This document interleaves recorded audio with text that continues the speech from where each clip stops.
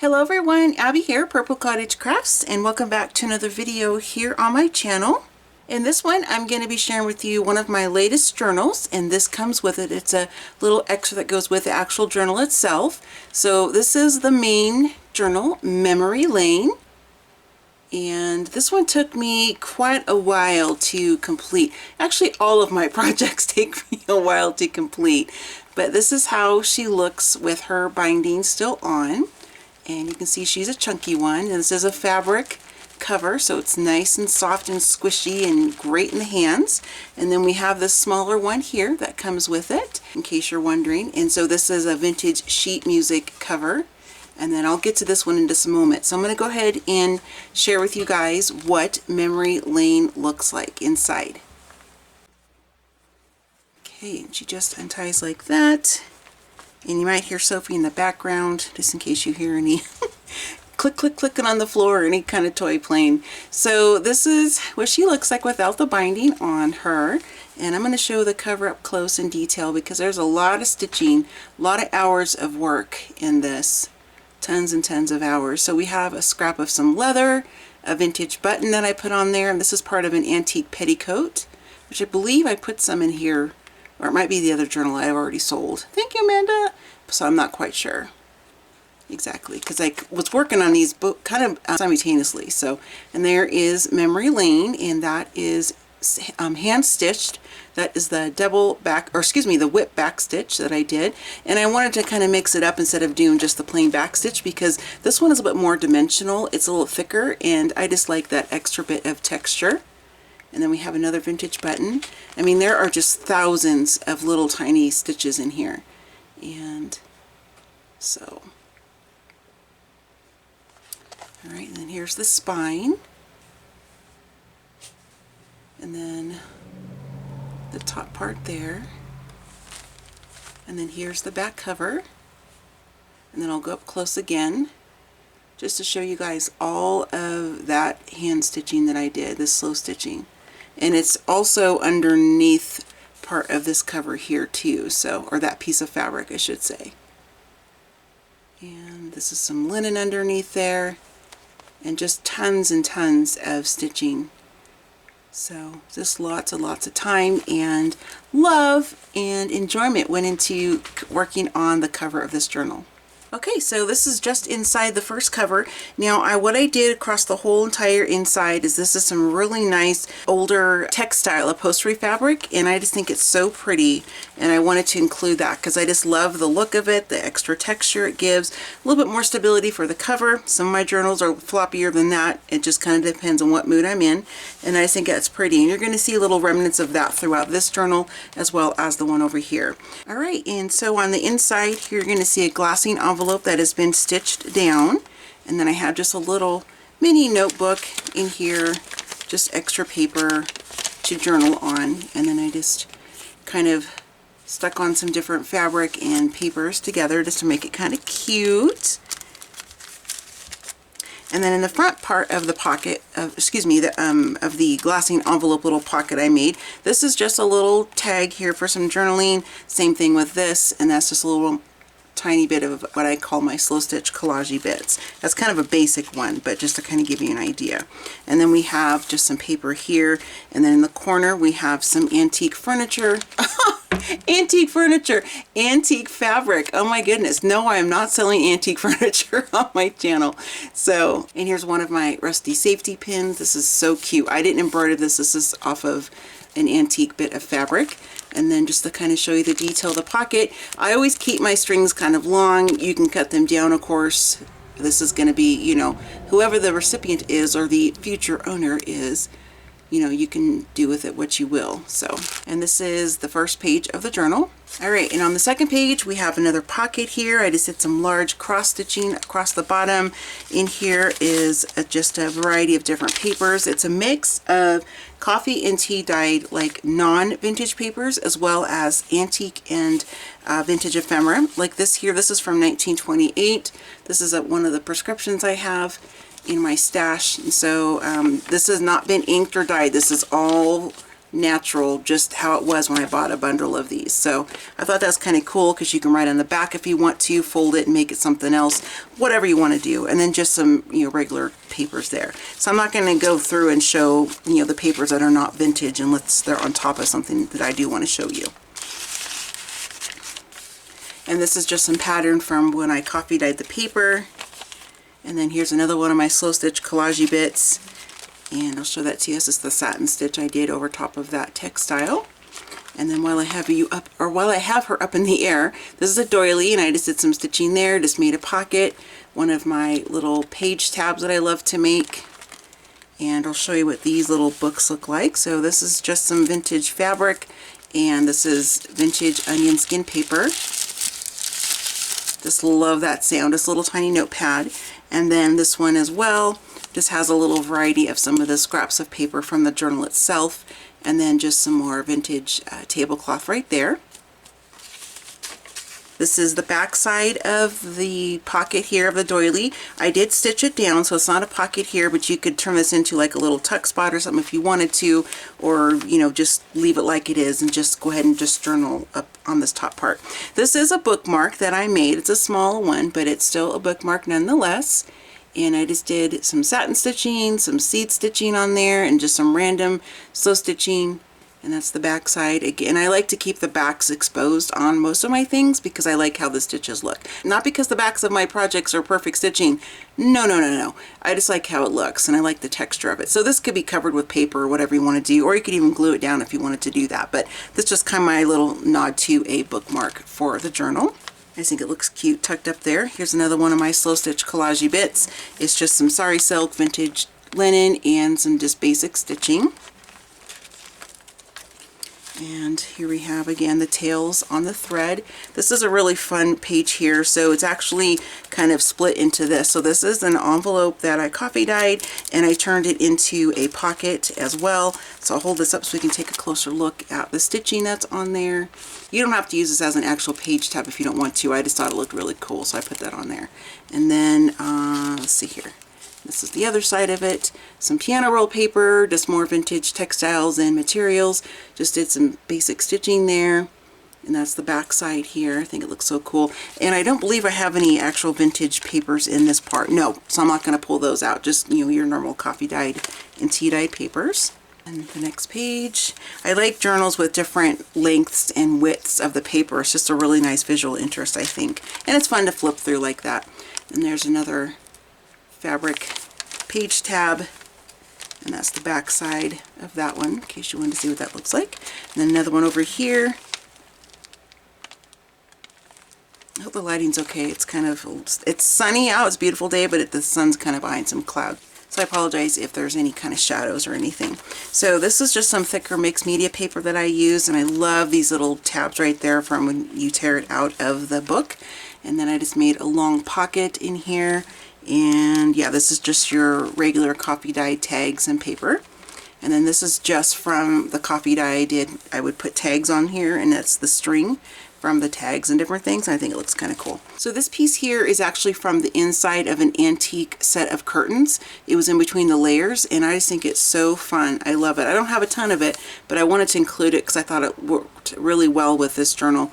And then I just have this rusty safety pin just stitched on there. I thought that was kind of a fun little detail. So there is that side, and then we have just lots of real estate in here for journaling, doodling, art journaling, whatever it is you want to do. And this is just from a what year was it? Late 30s, I think it was, yearbook that I purchased. And then I just put a strip of some paper on the back side. So I thought that was just kind of a fun little cool quirky thing. And then this is a tuck spot up here. And just another one of my collage bits. And then we have the back side here of that page, really cool patterns. I think this is the other side of that mixed media paper. And then just another deep pocket. Now this one here I will show you because it's really cute, I think. So this is just a little, kind of a little folder with more paper and stuff inside. So these are 2 vintage buttons. And then again, more of that paper, or excuse me, more of that fabric that I was talking about that's on the cover.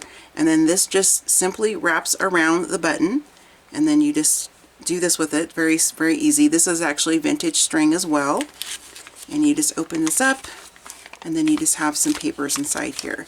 So I don't think I have any, yeah, no vintage papers in here, but I wanted to open this and show you what it looked like since it's, you know, was bound together. So I'll put that back inside there and button it up in a little after the video. And just some more real estate for journaling and whatever. And then there's another little collage bit piece of a vintage table runner. And then over here is kind of a little flip out. And then what I used to kind of like what I call my faux washi, or for my tip-in, I just used some vintage lace, and then I'm not sure, I'm going to try to get this as close as I can. Can you guys see all of those little tiny green stitches? Hopefully you guys can see it. If it doesn't look very clear when I'm editing the video, I will put a picture up, but there are little tiny baby stitches in there, and that is just for one, fun, because I like to do it, and then it's kind of a visual look. It wasn't necessary to attach this tip in to the journal page, so I just like to do it. I thought it was fun. And again, just more of your standard papers inside the journal, just a little bit there. This I really love. That's more of that material that was in the curtain. And then I just kind of bunched it up and then just stitched it onto the page here. And I just think it looks so super cute. I really like that piece. That's a fun detail that I will continue on as far as like crinkling it up like that. Again, just more writing space. And then here is a fabric flip right there. And then it's got a rusty safety pin. There's some more seed stitching up there. That's an old wood button. And let's see here, just again, more real estate for journaling. And then this is the back side of that envelope. And sorry for all the road noise, you guys.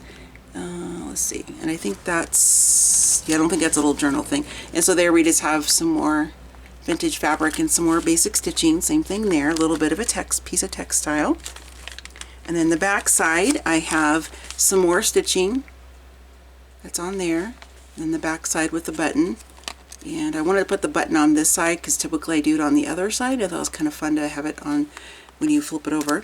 And then again, just more small bits of different types of papers and whatnot in there. And then this one here folds out. And I have another like side pocket here. And these are just, again, your standard papers. And I'll hold this up so you can take a peek at this textile that I have on here. Just and again, just some more seed stitching and another rusty safety pin. Thought that was kind of cute. I like how that looks like this. I think it's just kind of a fun little layout there on its own. And then another one of my collage bits, and then just the back side here. We're getting close to the end. And here I have another one of my collage bits with a vintage button, and this is actually an eco dyed safety pin. I have a video on how I did this. I'll link it below in case you're interested. So this one isn't rusty. It's done differently, and I love them. I need to make some more because I'm kind of sort of getting low on my stash. And down here I just have another collage bit there in the corner, and you can just, you know, use the fiber here to turn the page if you want to do it, or you can just actually grab the page itself. And then we're to the back of the journal. So this again is another pocket, and it mimics the front. Oops, sorry. It mimics the front here with the stitching and the material that I used. So I'll just kind of show you that in detail. And then again, just some more of the bits with rusty and eco dyed safety pins.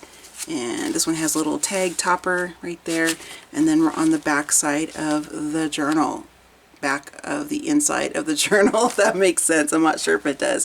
But this is memory lane, and this was, like I mentioned, a ton of work. I only say that because it takes me a while to finish journals like this, and that's the reason why. If it's a commission piece, then I'm a little bit quicker because I like to have them done in a certain time frame to get them to the new owner. But if they're just journals I'm making on my own like this, then you guys kind of work on them in between other projects. So I'm going to go ahead and get myself set up, and I will show you what's in the little tiny bonus journal. Well, tiny compared to this one. Okay, so here is the little bonus journal in here, and as I mentioned earlier, that is a vintage sheet music cover, and then it just unties like that. And then this is just your basic 3-hole pamphlet stitch. And these are some tea bags, and in that video I mentioned earlier, this is another way I like to do my Abby's faux washi, because sometimes you could put washi tape down, which is a great option too, but I like to use tea bags and different things that you'll see in that video. So it acts as not only some texture and visual interest, but it also adds some strength to this, to the spine, because this is, you know, old paper, so sometimes it can be a little brittle. And then we just have some papers here. Here's some vintage onion skin. Love that sound. So there's a lot, another scrap piece of that. This is vintage typewriter paper. More of the onion skin. This is some heavy duty vellum. It's an envelope, so it's a pocket here if you want to stick something in there. Strip of that same textile from the inside of the journal. And get to the center here, uno momento, because I got something kind of fun for the center of this journal. So, and inside here in the middle we have this part. So these are some slow stitch collage bits that are just safety pinned in, so they can be removed, and you can make them into tuck spots, page tabs. You can put whatever it is you want to do with them. You could take them and stitch them onto a larger piece or whatever kind of a project you're working on. So I wanted to make them detachable so you could use them however you would like to, and that's the string from the binding there. So I'll show these to you up close. I'm not going to take them off, but I'll show them to you up close so you can see just the different stitching I did. There's some satin stitching and just all kinds of layers of different materials and vintage buttons, things like that. So, and these are not like directional. I mean, you can have this one be vertical, horizontal, whatever direction you want to have these run. You know, it's yours. And then they just, like I mentioned, just you can just easily take the safety pin off and then use these however you would like to do that. And then of course just the same papers on the back side. So that is the little bonus journal that comes with Memory Lane. So if you are interested in purchasing Memory Lane, what I will do is have a direct link to my website, which is purplecottagecrafts.com, to the actual listing for this journal. So by the time you guys see this, it'll already be listed. And I completely forgot to show this to you. It was off to the side. It does come with an embellishment pack with some different things that I altered. Some of my rusting eco-dyed safety pins, and there's some Timmy stuff in there as well. Just some fun little extras in case you wanted to use them in your journal or in another project. I also always include little extra things as a surprise, so there will be something that you don't see in the video that you will find once you open the package. So all the information on how to purchase Memory Lane will be on my website, again, purplecottagecrafts.com, and these will be bundled up nicely, packaged all cute and everything, protected. The price of the journal does include shipping, US only. That is in my shipping policy that is on my website. So I hope you enjoyed looking at Memory Lane, and I am busily working on more journals. So there she is, and I thank you guys for watching, and I hope that you have a wonderful day, and I'll see you next time. Bye.